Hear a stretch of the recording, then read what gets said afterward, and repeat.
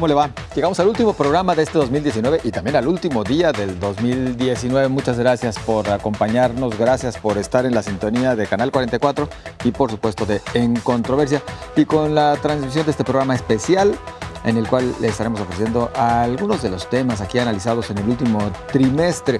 Después de los acontecimientos en Culiacán, con actos violentos, la detención y después liberación del hijo del Chapo Guzmán, bueno, vinieron diversos señalamientos, dimes y diretes, justificaciones por parte del gobierno y acusaciones por parte de quienes aseguran pues fue un hecho completamente fallido en diferentes aspectos y un fracaso en el combate a la delincuencia. Aquí le ofrecemos la manera como se analizaban los ecos de Culiacán.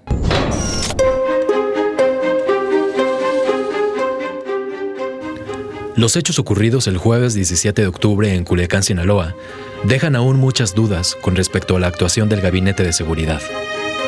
No se trata solo del terror ocasionado a la población, los 8 muertos, los vehículos militares dañados, incluyendo un helicóptero, sino de ese sentimiento de impunidad al liberar a un peligroso narcotraficante y la serie de delitos cometidos ese día sin castigo.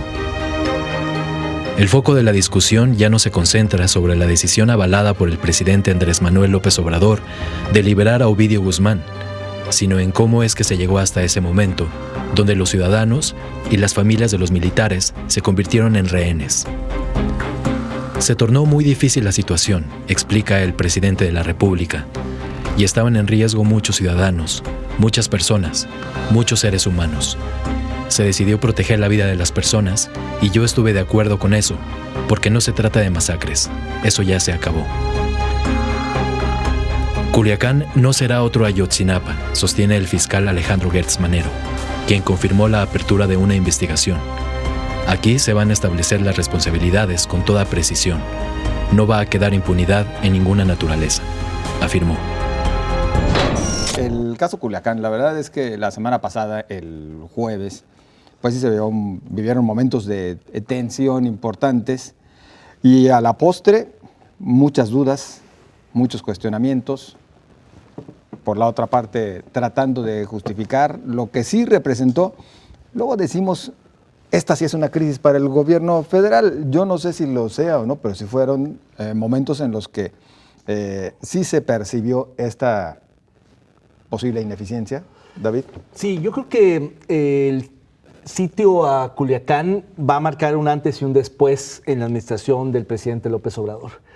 Y no por el nivel de violencia, de despliegue de armamentos, de sometimiento de las Fuerzas Armadas, de la presencia tan impactante del crimen organizado, sino precisamente porque es un momento donde el Estado mexicano claudicó, donde el Estado mexicano fue sometido por un grupo criminal organizado que tomó el control, los orilló a tomar una decisión que ha sido muy polémica, que fue la de soltar a este líder del cártel Sinaloa y que justamente revela la debilidad institucional del Estado mexicano, que es lo más preocupante. Hay una definición muy importante del Estado, de Max Weber, un sociólogo alemán, que dice que el Estado es fundamentalmente el monopolio legítimo de la coacción o de la violencia o de la fuerza.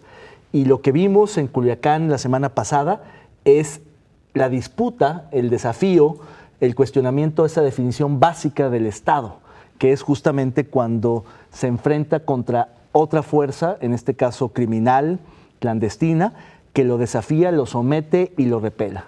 Y eso me parece que revela un momento que no se ve vivido en la historia reciente del país. Hay casos como momentos y, digamos, enfrentamientos en Michoacán o en Tamaulipas, o incluso alguna vez se dijo que el EZLN había desafiado al Estado mexicano, pero no fue un desafío real. Aquel fue el del zapatismo, un desafío simbólico, donde el Estado por prudencia se replegó. Los conatos de violencia en los enfrentamientos entre las policías, los ejércitos en distintos estados de la República han sido, digamos, momentos muy complicados donde el ejército se ha replegado. Pero creo que es muy paradigmático, y digo paradigmático porque, insisto, es un antes y un después, un punto de quiebre, de inflexión, donde el Estado, digamos, coordinado en comunicación, o muy mal coordinado, pero digamos con comunicación en oficinas centrales con los secretarios de la Defensa, toma una decisión que es a todas luces cuestionable. Eso me parece que es el mensaje más grave de lo sucedido la semana pasada. Más allá del desenlace, que me parece nadie se atreve a cuestionarlo, es decir, el haber decidido liberar al presunto delincuente por el hecho de que ya existían amenazas de ir en contra de la sociedad civil, lo que se sigue cuestionando es la falta de planeación y de previsión, porque al final del camino lo que sí se vio es que no se implementaron cercos de seguridad como en algunas otras ocasiones lo habían hecho tanto el Ejército como la Marina. Pero bueno, insisto, mucho por cuestionar todavía y tal vez hasta por encontrarle respuesta, Sonia. Yo más bien lo que creo es que sobró difusión de lo que sucedió y faltó clarificar algunos puntos. No es la primera vez que el Estado toma decisiones de este tipo y creo que en otras ocasiones han sido peores, si no, no habría sido posible la fuga en 2 ocasiones de Joaquín Guzmán, el Chapo, si no, no hubiera sido posible la liberación o el que en otras ocasiones en que se había señalado que otro de sus hijos había sido detenido en Jalisco y que luego resultó que era una persona que no correspondía. Fue otro ejército, el del Cártel Jalisco Nueva Generación, el que lo soltó. No, cuando se supone que lo habían agarrado y que no era la persona que... Sí, porque alguna vez detuvieron a uno de los Guzmán, los del Cártel Jalisco, ¿no? El tema de Puerto Vallarta, del restaurante La Leche, donde fueron secuestrados. Es decir, ha habido otros momentos en que el Estado o algunas personas que representan al Estado han cedido ante el crimen organizado justamente por presiones o por complicidad o por corrupción. O sea, no me parece que sea más grave una que la otra. Todas han sido, me parece, igualmente graves. Que el crimen organizado hace tiempo que rebasó al Estado, eso también ya lo sabemos. El nivel de impunidad que hay en nuestro país es una muestra clarísima de que el crimen organizado y los delincuentes están muy, muy por arriba de del poder que tiene el Estado o de la capacidad que tiene el Estado para hacerles frente. Y bueno, creo que lo que hace diferente este hecho es esta admisión por parte del gobierno federal de que tuvo que ceder ante la presión que había por parte del crimen organizado. Creo que eso es lo que hace aún más grave este tema. Y la otra parte que también me parece que es muy relevante en estos hechos es la muestra pública y la forma en que se pudo documentar el poder del armamento, que es algo que se ha hecho énfasis muchas veces. En realidad, el crimen organizado está muchísimo mejor equipado que las corporaciones de seguridad. Si estaban listos o siguieron las estrategias adecuadas, no sabemos, porque tampoco sabemos si iban por Ovidio Guzmán o si el presunto, a la persona a la que presuntamente le iban a ejecutar una orden de aprehensión era él, porque tampoco ha habido claridad en esto. De hecho, la autoridad nunca ha admitido que liberó así tal cual a Ovidio. Es decir, en una parte hay vacíos de información y en otra parte hay mucha publicidad sobre lo que sucedió justamente por los videos, etcétera. Entonces, lo que sí creo es que más bien a lo mejor lo que nos duele a los mexicanos es ver de una manera tan clara que el Estado no está cumpliendo con su obligación de darnos seguridad. Creo que eso es lo más delicado. Agustín. A ver, yo sí lo encuentro más grave y lo voy a argumentar. Me parece que los otros eventos son de naturaleza distinta. Se escapa el Chapo Guzmán, por ejemplo. Se supone que ahí tenemos que llamar la atención sobre un tema de corrupción, cómo él pudo generar un proceso del cual se escapara de 2 penales. Eso es una cosa escandalosísima, estoy de acuerdo. Pero ahí no es una orden presidencial, por lo menos expresa. Se pueden decir muchas cosas, pero aquí tenemos una orden expresa que es reconocida por el presidente. Que yo digo que hay. Sí, exactamente. Sí. Pero lo segundo que me parece más grave todavía, no había un operativo previo en el cual se hubiera planeado tan mal que en realidad lo hayas hecho porque quedaste rebasado. Creo que esto lo hemos subrayado mucho desde que empezó esta administración. Creo que se ha desdeñado la gravedad del tema. A la Operación Jalisco, no me digas que no fue un operativo u operación tan delicada y tan mal armada no, como fallidas esta. ha habido mucha, pero yo insisto, esto fue a todas luces desdeñado. O sea, nada más, esa es la diferencia. Estás hablando de pero Culiacán. si hubieras grabado, por ejemplo, lo que dio origen a la Operación Jalisco, la persecución del convoy, cuando tumbaron el helicóptero, tal vez nos habría impactado pero no más. ibas en ese momento tras el Mencho. Sí, claro. Por supuesto, O sea, esa es la especulación que hay. ¿Llegaron por el Mencho? No llegaron por el Mencho en ese momento. Porque dicen que se desvió, o sea, hay muchas especulaciones pero de lo volvemos que al tema. El asunto es que aquí está todo grabado, eso es lo que lo hace diferente. Y el presidente de la República en ese entonces no dio una orden en un sentido o en otro. Bueno, no lo vamos a saber hasta que si en un momento dado se hacen públicas las bitácoras de lo que ocurrió ese día. Pero lo que yo digo es que por lo menos tú notas que en esos operativos hubo una planeación y hubo una demostración de fuerza del Estado. Me parece que aquí se desdeñó el poder del cártel de Sinaloa. Me parece que no lo estudiaron. O sea, me parece que no es lo mismo ir a Mazatlán incluso, o ir a Guasave, o ir a Hermosillo. Sí, pero eso fue en una zona rural. Pero a ver, yo creo que... Y fue muy extendido el frente. En efecto, yo creo que ha habido eventos, nomás para redondear esta idea que me parece importante la distinción. Aquí las dos diferencias es una que sí hubo una orden presidencial, hubo una rectificación del intento de la operación que fue liberar al Chapo, y dos, un reconocimiento con una justificación que no se sostiene para tratar de justificar la liberación. Eso no se había dado. Es decir, en el caso de las fugas del Chapo, pues es corrupción en los penales. En otros lados tomaron las decisiones los capitanes, los tenientes, los convoys. No sabemos. Sí, porque, digamos, nunca había subido la orden de que ya teniendo aprendido, lo soltaron de esa manera y con el reconocimiento, el presidente lo dijo, eso sí lo dijo el presidente. Y que le salió el gabinete de seguridad, en las otras ocasiones. Yo creo que nadie va a discutir, y me parece que eso también demuestra lo enrarecido que estamos en términos de lo polarizados que estamos en este país, discutiendo que unos querían violencia plena y otros que fue muy buena el operativo, ni una ni otra. Bueno, el gobierno federal defendiendo en cualquier momento la postura de que la decisión se tomó para salvar muchas vidas, y sigue habiendo quienes señalan que simplemente este operativo de seguridad falló, fue un fracaso y una muestra de lo que sigue ocurriendo en diferentes ámbitos de la seguridad. Continuamos enseguida.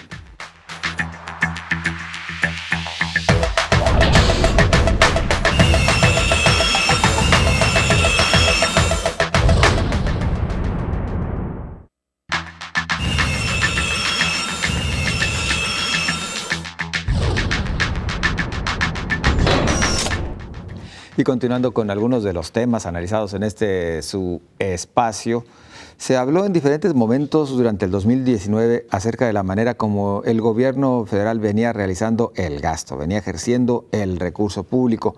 Y una de las conclusiones a las que se llegó desde hace algún tiempo, y así durante los últimos días de este 2019, es que buena parte del gasto oficial se ha realizado sin reglas de operación.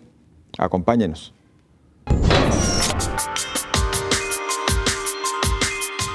Hay más de 400,000 millones de pesos sin reglas de operación en 2019. Algunos de los cuestionamientos al presupuesto de egresos de la Federación de este año, aprobado por la Cámara de Diputados, era la asignación de 350,000 millones de pesos a programas de subsidios y transferencias clasificados sin reglas de operación. Fue un modelo hecho por el gobierno de Enrique Peña Nieto a la medida del nuevo presidente Andrés Manuel López Obrador. Bajo ese escenario se ponía en entredicho su transparencia y posibilidad de cumplir efectivamente con sus objetivos. Hoy el escenario no solo es igual, sino corregido y aumentado. El proyecto de presupuesto de egresos de la Federación 2020 propone un monto mayor de transferencias y subsidios sin reglas de operación, 402,000 millones de pesos. Por si fuera poco, elimina la atribución a la Cámara de Diputados de dar una opinión sobre las reglas de operación de los programas sujetos a tenerlas. La gran mayoría de los programas prioritarios del presidente se ejecutarán sin reglas de operación, y la duda quedará, incluso para él, si los recursos destinados a sus programas realmente estarán generando los beneficios que quiere para los mexicanos. Gasto social y una parte importante ajena a reglas de operación. ¿Qué es eso? Para el público televidente, las reglas de operación son el conjunto, digamos, de protocolos de prácticas que permiten operar los programas sociales en México, que indican básicamente cómo se gestionan los programas sociales. Y eso antes no existía, hace 20 años no había ese concepto de reglas de operación, porque en efecto la gestión de los fondos públicos del gasto social era totalmente discrecional, clientelar, caprichoso, opaco, y así era la política social, eran dádivas que el gobierno mexicano otorgaba al pueblo. Eso se fue poco a poco reglamentando con el surgimiento de Pronasol, después Prospera, Progresa, Oportunidades, que ahora desaparece. Es decir, el gran programa de combate a la corrupción fue el que puso el ejemplo. El de combate a la pobreza, perdón, ya estoy con el chip de la corrupción. Y ese fue el modelo a seguir, no solo por el resto de los programas sociales en México, sino por otros países de América Latina que siguieron ese modelo de blindaje, de transparencia, de institucionalización de un programa público importantísimo como era ese para combatir la pobreza. Y en ese sentido, lo que está pasando ahora con el gobierno federal, con el presidente López Obrador, es que su gran apuesta presupuestaria es justamente la política social. Está reorientando el gasto público de una manera muy, muy agresiva, muy audaz, muy en su derecho, de manera muy legítima, a esas transferencias ya no tan condicionadas o poco condicionadas a los jóvenes, a los pobres, a los adultos mayores, a los indígenas, a los discapacitados, que me parece que es una apuesta loable en términos de, digamos, tratar de entregar recursos a los más necesitados. Pero el gran problema de esta apuesta tan audaz, tan agresiva, es que justamente no conlleva, digamos, límites y reglas y fronteras de cómo operar la política social, precisamente porque no hay reglas de operación aprobadas, porque muchas no se están cumpliendo, porque no hay sanciones asociadas al incumplimiento de las pocas reglas que quedan, y porque, como lo dice Guillermo Cejudo, un especialista que está estudiando justamente el tema en el CIDE, hay una desinstitucionalización de la política social en todos los frentes, en todos los programas, en todas las estrategias, que lo que puede permitir es el uso político electoral de la política social, que es justamente lo que estamos viendo con muchos delegados.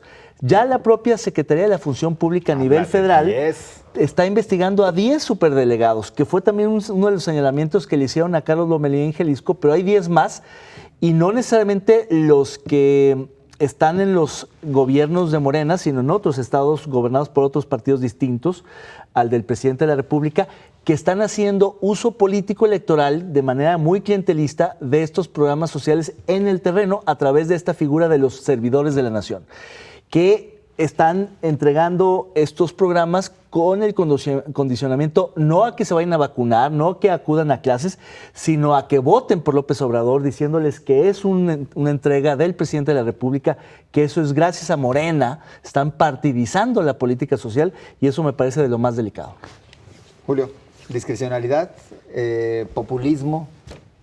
Mira, por supuesto que este es un problema que es de fondo, que requiere pues, reformas legales y voluntad política, que no existe ahorita, como tampoco existió en anteriores gobiernos, porque aún con reglas de operación se las arreglaban para hacerlo clientelar. Sí, Julio, pero había reglas de operación. Arreglaban, pues sí, pues. O sea, pero no digas que no es lo mismo. Limitaban. Está institucionalizado o no está institucionalizado, son dos cosas muy distintas. Ese es el punto.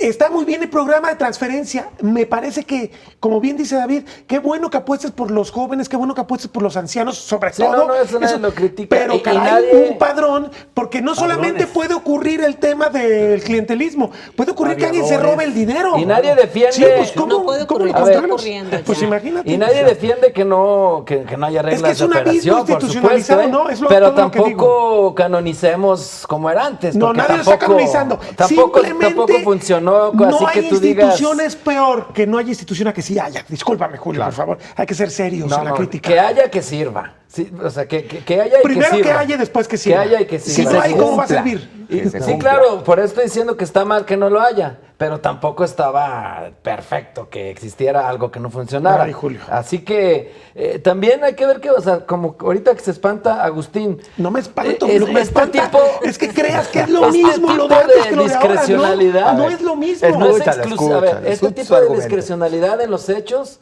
no es exclusivo solo de los programas sociales. O sea, les recuerdo un dato, porque es un mito, por ejemplo, eso de que el presupuesto de egresos de la Federación se ejerza tal cual como lo prueba el legislativo. Pero estamos hablando de programas sociales, se lo recuerdo. En 16 años, el sobreejercicio que ha habido en los presupuestos... Es otro tema, proponlo para otro segmento. Sumó 4.1 billones de pesos. De acuerdo. O sea que también ahí hay discrecionalidad, Julio, porque las famosas ampliaciones líquidas, las famosas reducciones líquidas y todas esas adecuaciones no las vigila el legislativo. Programas productivos tampoco tienen reglas de operación. Por ejemplo, ese de Salvando Vidas.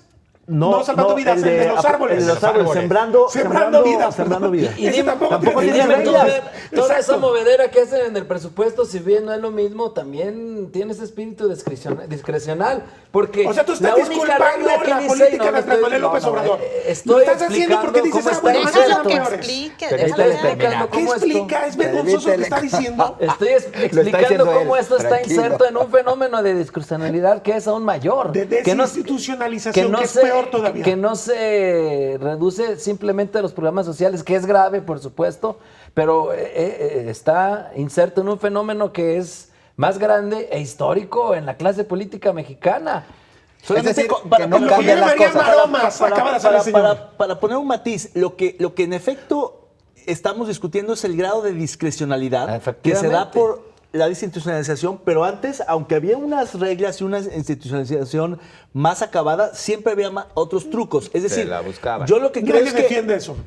Dijo lo mismo que yo, pero con él no le saca las uñas. Avanzamos mucho en las reglas, pero en efecto nos enfrentamos a una regresión en ese terreno. Desde luego, que tiene riesgos muy grandes, porque en efecto está ocurriendo, como dice Sonia, porque digamos la corrupción ya existe en lo que estamos viendo. ¿Con qué puedes combatir esto si no es con instituciones? Eso es todo el punto. Me parece gravísimo desinstitucionalizar. Eso es gravísimo. Ese es un mal que el país va a pagar, pero de una manera descomunal.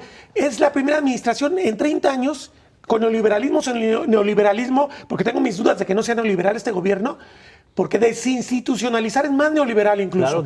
Pero me parece gravísimo. Vamos a pagar como país todavía más, porque estamos volviendo a la opacidad total, a la desregulación total. Eso es neoliberalismo, discúlpame. Escuchemos a Sonia, por favor. A Sonia no la van a pelear. Nadie dijo nada, simplemente yo creo que hay una parte que de alguna manera cumple con lo que había ofrecido de que los apoyos fueran directos, que eso era parte de lo que debíamos esperar porque fue parte de lo que ofreció en su campaña. Creo que en esa parte ha sido congruente con el planteamiento de ir directamente a la gente, de quitar los intermediarios de estos apoyos que se daban, de, por ejemplo, en el caso de los apoyos al campo, en lugar de dárselos a las grandes agroindustrias, ir directamente con los campesinos. Creo que ahí la intención y por lo menos la distribución del gasto va enfocada a cumplir con ese compromiso. El problema ha sido la forma en que ha sido operado y que además me parece que por alguna razón el presidente no se da cuenta o se da cuenta y se hace como que no está pasando el gran desorden que hay para la implementación de todos estos programas. Es decir, no se puede, y ya lo vimos con lo que está sucediendo con quienes fueron delegados y con los siervos de la nación, que pues, nadie sabe. Nadie sabe quiénes son, nadie sabe cómo funcionan, escuchas historias terribles de lo que está pasando con los programas sociales. Yo creo que estas historias casi equiparables a lo que sucedía con la corrupción en otras administraciones en programas sociales, o quizá peor, porque además ni siquiera hay control, por lo menos la forma en que funcionaban en otras administraciones, al haber padrones e información por escrito, pues ya a la hora de las auditorías salían ahí las inconsistencias. Yo no sé cómo van a hacer para justificar ante la Auditoría Superior de la Federación la forma en que se están ejerciendo los recursos a través de los delegados y luego a través de los siervos de la nación. Este gran desorden, por supuesto que es preocupante. Lo que sí me parece que Hay una parte en la que sí tiene razón el presidente con respecto a las gestiones que están haciendo alcaldes y gobiernos de los estados, porque el manejo de los recursos en los municipios y en los estados no era mucho mejor. El tema de los municipios gastándose todo su dinero que reciben en nómina y en gasto corriente sin tener ni un peso para infraestructura y depender exclusivamente de lo que les dieran, habla mucho de cómo se ha ido estructurando los gobiernos en los municipios y en los estados. Creo que también habría que meterle una revisión a esa parte. Lo que pasa con las nóminas y con la burocracia en municipios y estados es terrible. No es que el presidente tenga la razón, pero sí hay una parte en la que cuando habla de lo que está sucediendo en esos espacios, por supuesto que es una realidad. Y es que hay que mencionar que el gobierno federal sigue priorizando en el gasto o la inversión, como usted lo quiera ver, en los programas sociales y en unas cuantas obras, las que para el presidente son prioritarias. De ahí pues que se siga señalando, debe hacerse una revisión con lupa de cada centavo y hasta dónde llegan estos recursos. Continuamos enseguida.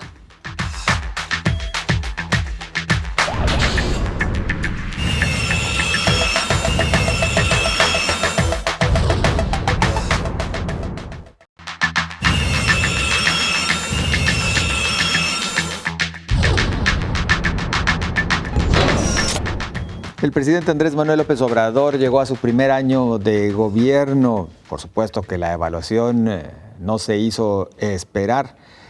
A un gobierno, por cierto, mediático, un presidente que sale todos los días a hablar, a declarar ante los medios de comunicación y a lanzar su mensaje a su público y en general para todos los mexicanos.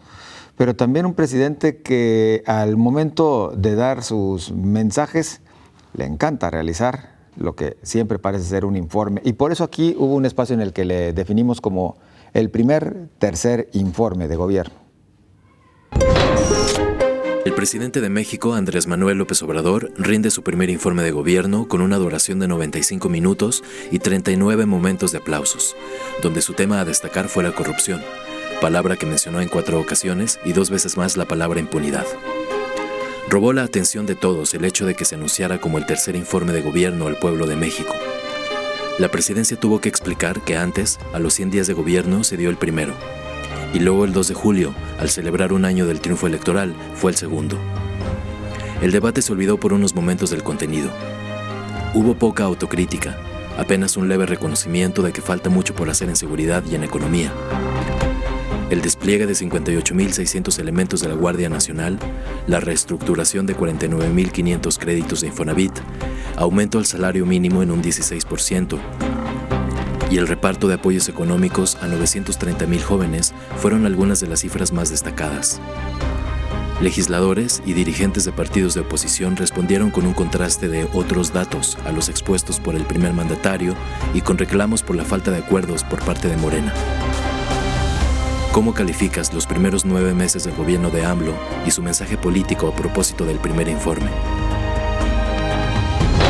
Julio, por favor, tus primeras impresiones de este tercer informe.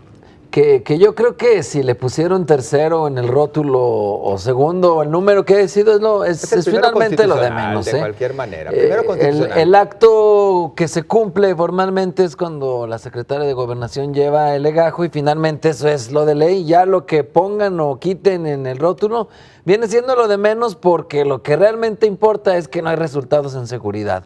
El letrero pasa no a segundos, sino que es simplemente anecdótico. Si acaso pinta, eso sí, que pues el estilo de que a lo que él le importa más que la institucionalidad es el hablarle al pueblo y por eso enfatiza mucho eso del tercer informe. Entonces sí pinta ese personaje, pero yo creo que hace un reconocimiento. Yo no creo que haya sido tan falto de autocrítica como dice la cápsula. Es cierto que mantuvo el tono triunfalista de los informes siempre en México de los presidentes, pero yo creo que al menos los 3 minutos que le dedica para hacer un mea culpa en seguridad es más de lo que habían dicho en el pasado sexenio. Yo no escuché tanto a Peña Nieto hacer ese mea culpa. De poco sirve el mea culpa, porque más bien lo que se teme aquí es que no hay estrategia, no hay resultados. En el asunto de la economía, ahí sí le falta autocrítica, porque si bien no ha llegado ese desastre que muchos han estado anticipando, lo que sí también se alcanza a percibir es que no vamos tan bien como los mexicanos quisiéramos en economía. Y finalmente el renglón social, pues es al que sí se le dedica más tiempo, con lo cual queda pues claro que es la gran apuesta de este gobierno. ¿Por qué? Porque soy de los que sigue pensando que Morena es un proyecto transeccional. No tanto porque el presidente de la República quiera reelegirse o no. Ya veíamos hoy una columna en la cual se hablaba incluso que tiene problemas de salud y que quizá no llegaría. Eso es especular por ahora. Pero de que quiere que este proyecto tenga una trascendencia más allá de un sexenio, pero por supuesto. Apuntadísimo Noroña, acuérdate. Para bueno, eso es un chiste, ¿no? No, él no lo dice de chiste. Él lo dice en serio, pero pues, bueno, pero no deja de ser sería pero de mal gusto. De mal gusto, sí. Por supuesto. A ver, David, bueno, a ver, Julio dice que ningún presidente ha reconocido que están mal en seguridad. Yo creo que más bien ninguno ha presumido que están bien en seguridad. Yo creo que en general hay que recordar que el informe de gobierno es un ritual retórico político en el cual los presidentes utilizan ese día para informar a la nación, cuando en realidad, en efecto, el informe como tal es el que se entrega a la Cámara de los Diputados. Sin embargo, me parece que ese ritual también ha sido aprovechado por algunos presidentes y desaprovechado por otros, en el sentido de que es un espacio importante donde hay una atención nacional a la figura presidencial, y en este caso a mí me parece que hay varios temas que, digamos, opacan o deslucen al informe presidencial.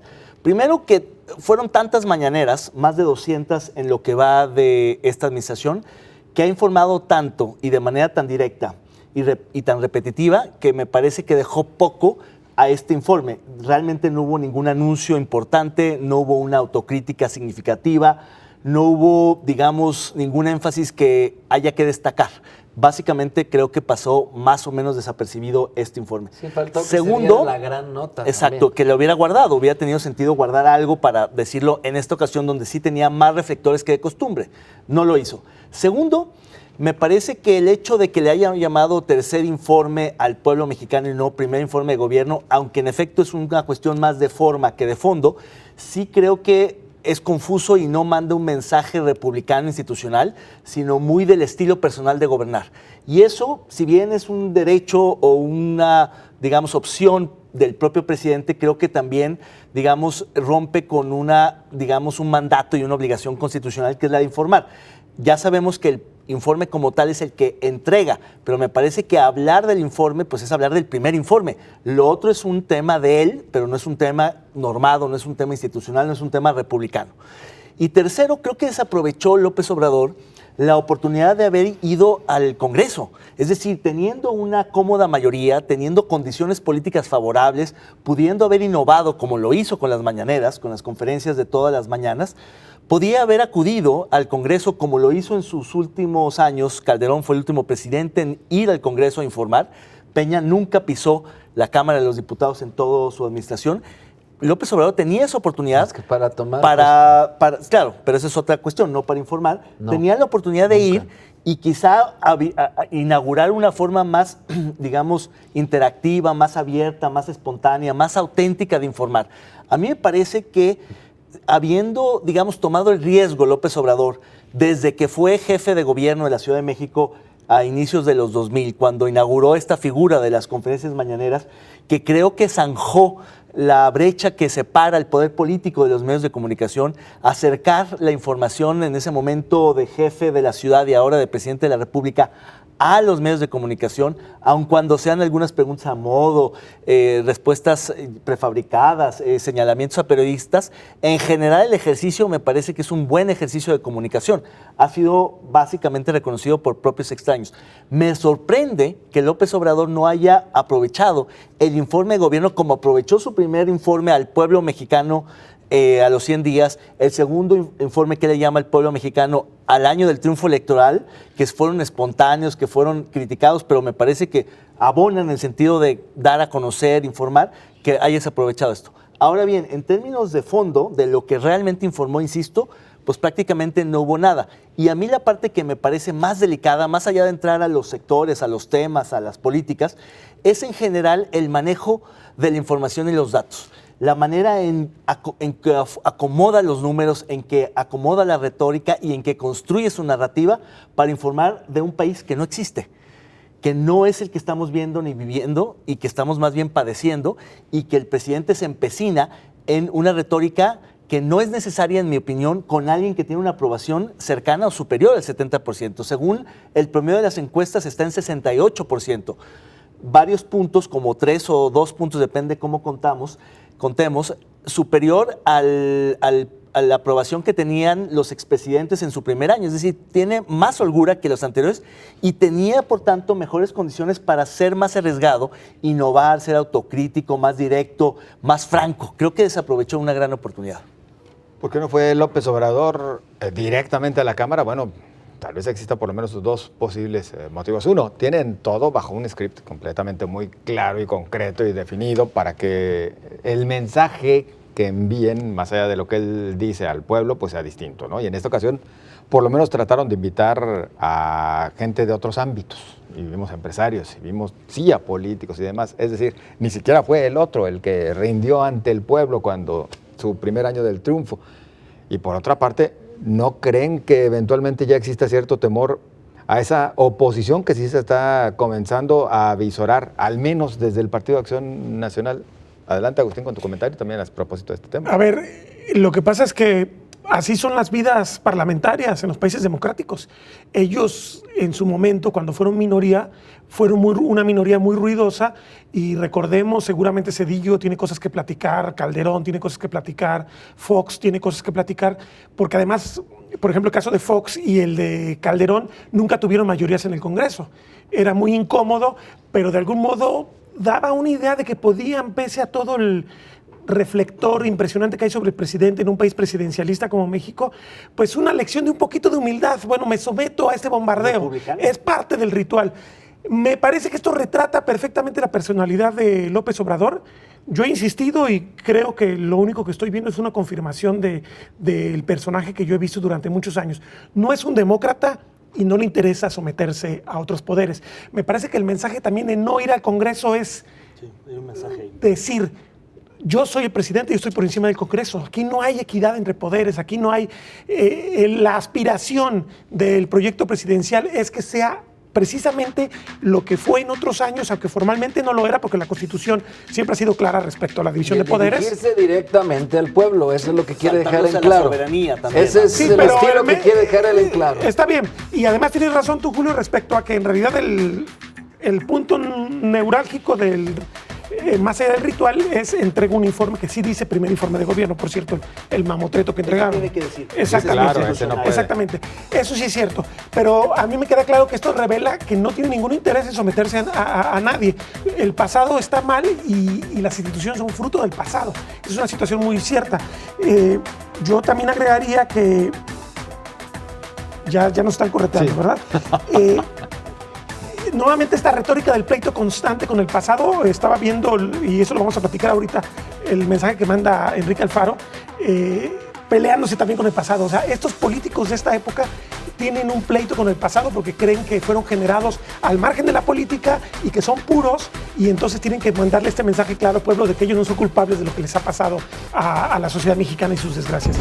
Usted de seguro tiene su propia evaluación de este primer año de gobierno de Andrés Manuel López Obrador. Aquí fue analizado también. Continuamos enseguida.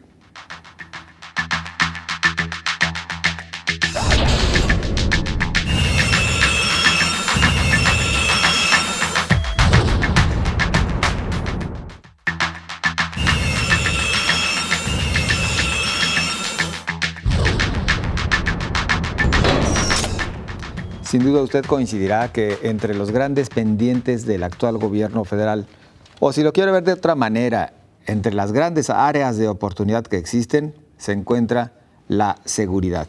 lo que mayormente claman los ciudadanos es eso, que se avance en materia de seguridad. Y sin embargo, algunos de los momentos más álgidos que se han vivido y que ha enfrentado el gobierno de Andrés Manuel López Obrador tiene que ver con esto, con hechos delictivos, hechos de inseguridad.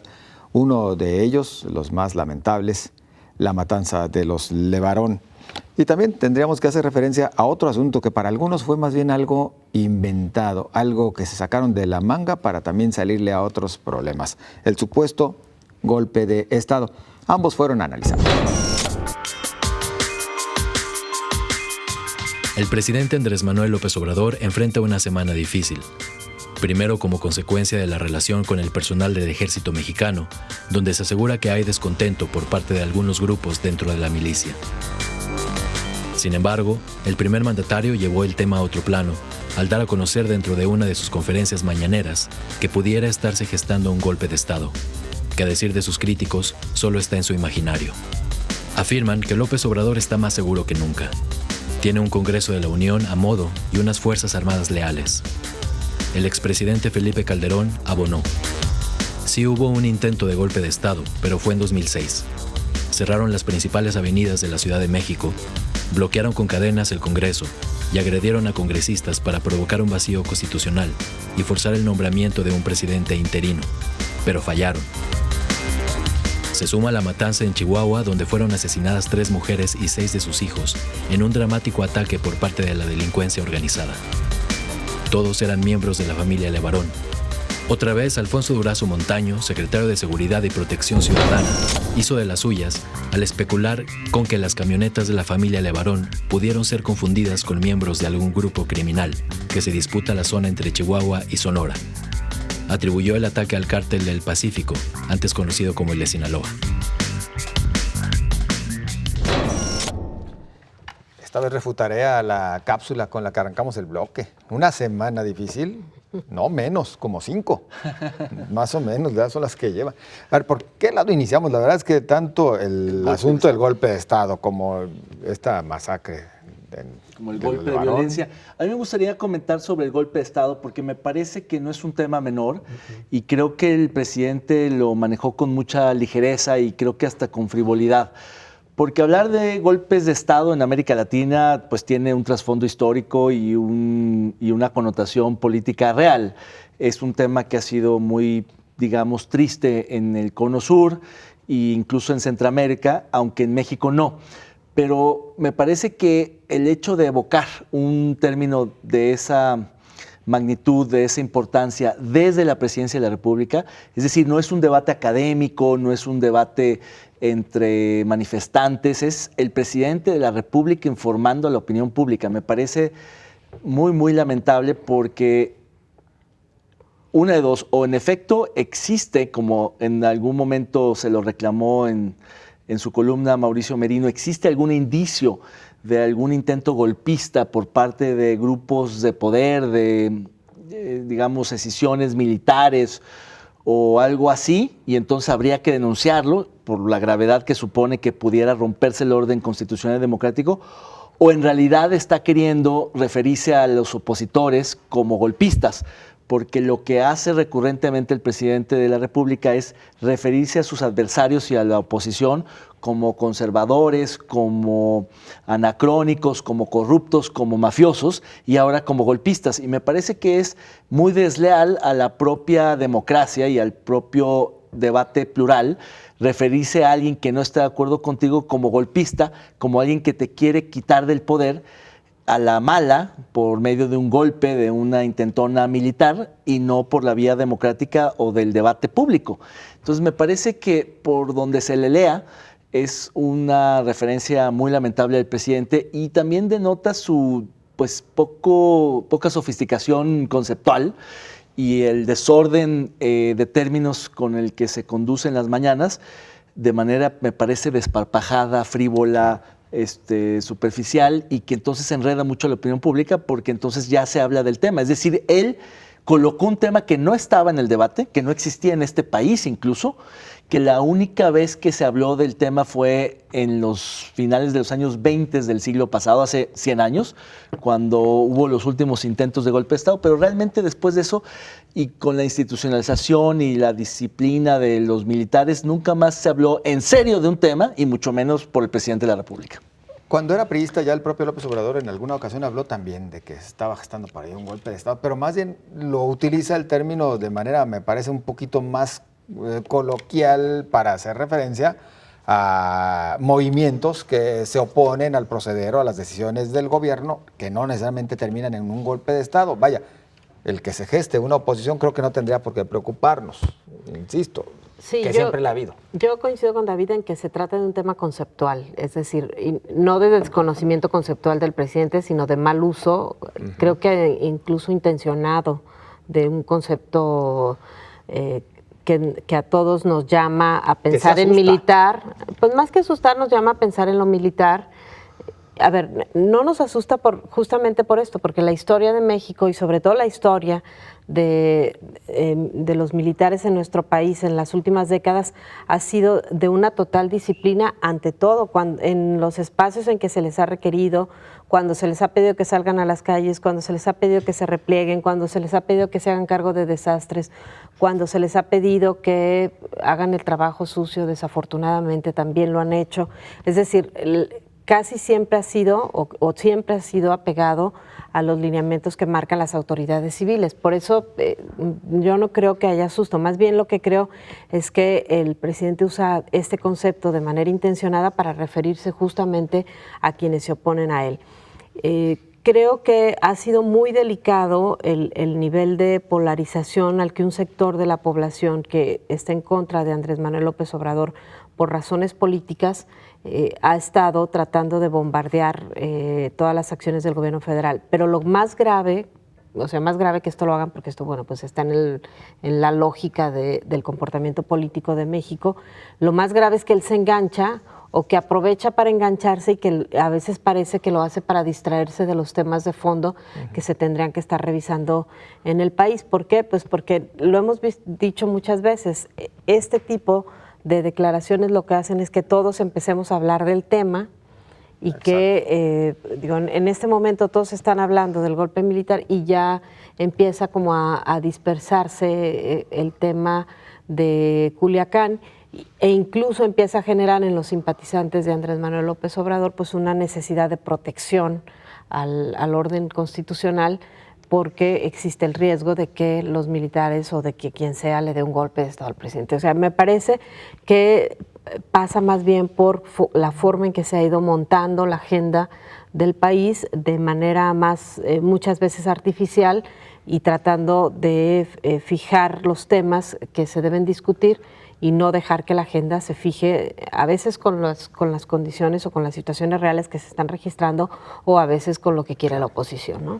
Julio, el tema del golpe de Estado para pasar a la masacre pues muy de rápidamente, estoy de acuerdo en que es un tema muy serio, hablamos de la estabilidad del país, aquí México es de los pocos en Latinoamérica, si no me equivoco, creo que el único junto con Costa Rica que no ha tenido golpes de Estado en los últimos 90 años al menos.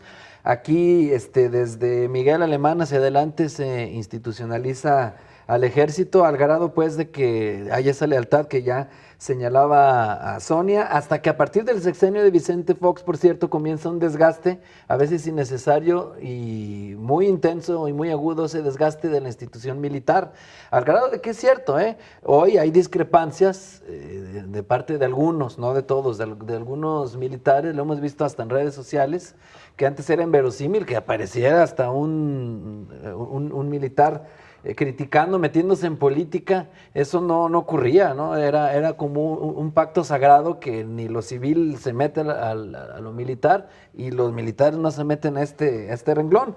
Pero bueno, a mí no me sorprendería que sí existieran algunos personajes mezquinos dispuestos a alentar algo así, con algunos de los pocos militares inconformes, pero creo que no alcanzaría a ser tampoco a llegar a un golpe de Estado. Número uno, porque son pocos y no creo que se avienten una aventura de ese tipo hoy por hoy.